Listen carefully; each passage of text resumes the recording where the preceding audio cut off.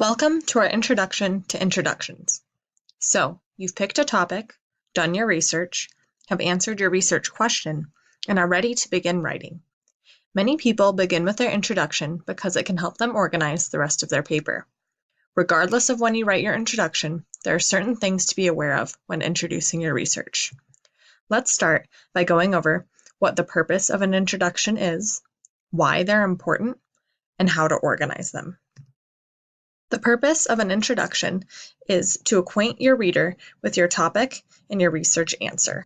Take a moment and think about a time you met someone for the first time. How did you meet? What did you say? And how did the conversation continue? Pause the video and take a moment to share your answers with someone sitting next to you.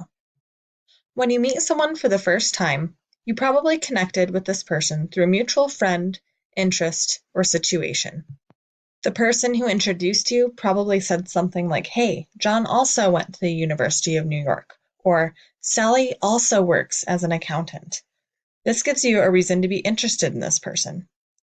You don't usually tell them your whole life story. You start with the basics: your name, where you're from, maybe your job or your age. If you choose to continue talking to this person, you'll build on your conversation off of the things you've already said and have a more detailed discussion. That is exactly what you'll do in your introduction to your research.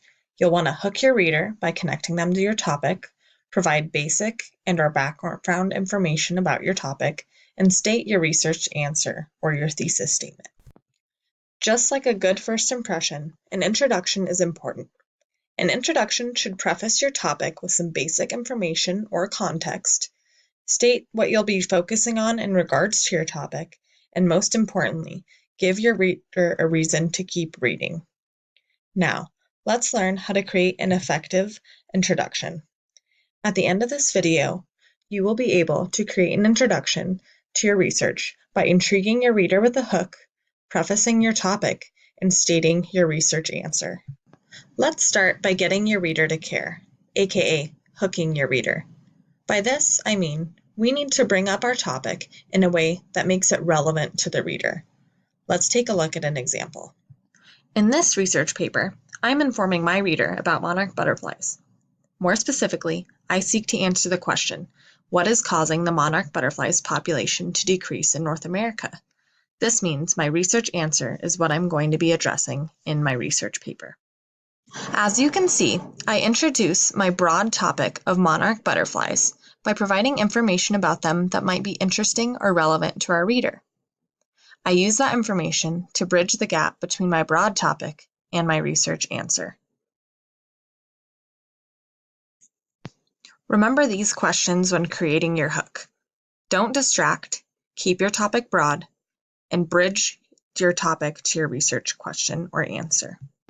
Now that you've hooked your reader, you'll begin describing background information related to your research question and your answer.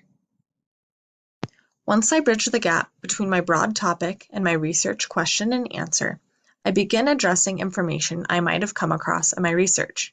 However, I stay topical.